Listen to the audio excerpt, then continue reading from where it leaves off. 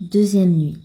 Sire, quand le marchand vit que le génie lui allait trancher la tête, il fit un grand cri et lui dit « Arrêtez! Encore un mot, de grâce! Ayez la bonté de m'accorder un délai. Donnez-moi le temps d'aller dire adieu à ma femme et à mes enfants, et de leur partager mes biens par un testament que je n'ai pas encore fait, afin qu'il n'ait point de procès après ma mort.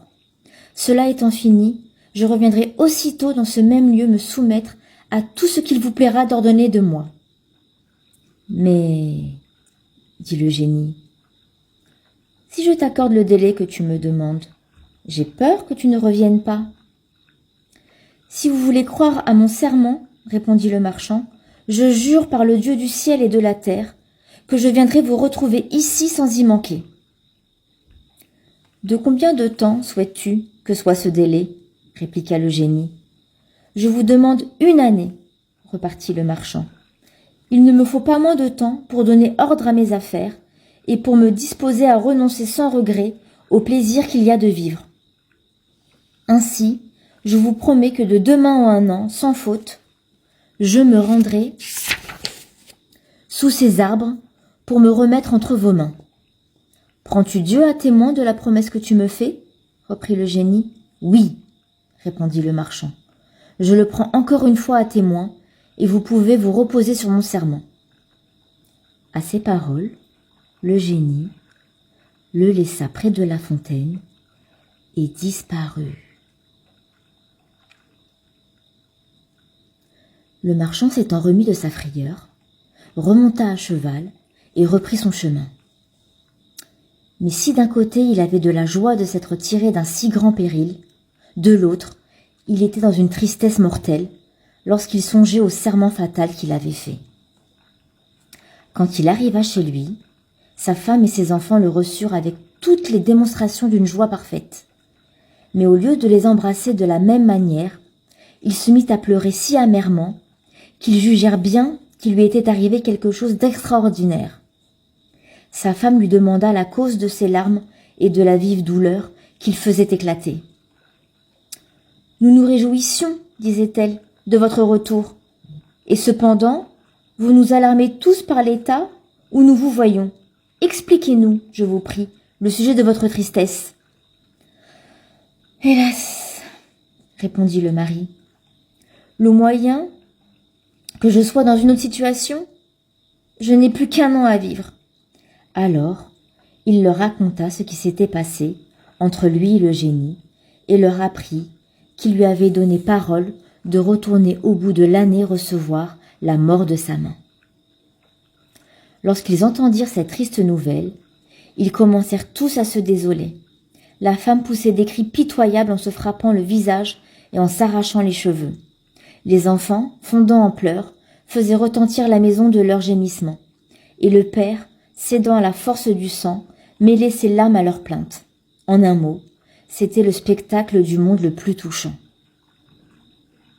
Dès le lendemain, le marchand songea à mettre ordre à ses affaires et s'appliqua sur toute chose à payer ses dettes. Il fit des présents à ses amis et de grandes aumônes aux pauvres, donna la liberté à ses esclaves de l'un et de l'autre sexe, partagea ses biens entre ses enfants, nomma des tuteurs pour ceux qui n'étaient pas encore en âge, et en rendant à sa femme tout ce qui lui appartenait, selon son contrat de mariage. Il l'avantagea de tout ce qu'il put lui donner suivant les lois. Enfin, l'année s'écoula. Et il fallut partir. Il fit sa valise, où il mit le drap dans lequel il devait être enseveli. Mais lorsqu'il voulut dire adieu à sa femme et à ses enfants, on n'a jamais vu une douleur plus vive. Il ne pouvait se résoudre à le perdre. Ils voulaient tous l'accompagner et aller mourir avec lui. Néanmoins, comme il fallait se faire violence et quitter des objets si chers. « Mes enfants, leur dit-il, j'obéis à l'ordre de Dieu, en me séparant de vous. Imitez-moi, soumettez-vous courageusement à cette nécessité, et songez que la destinée de l'homme est de mourir. » Après avoir dit ces paroles, il s'arracha aux cris et aux regrets de sa famille. Il partit et arriva au même endroit où il avait vu le génie le propre jour qu'il avait promis de s'y rendre. Il mit aussitôt pied à terre et s'assit au bord de la fontaine, où il attendit le génie avec toute la tristesse qu'on peut s'imaginer.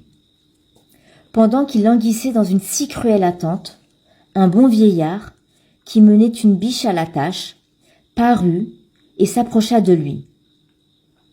Ils se saluèrent l'un l'autre, après quoi le vieillard lui dit « Mon frère, peut-on savoir de vous pourquoi vous êtes venu dans ce lieu désert, où il n'y a que des esprits malins, et où l'on n'est pas en sûreté?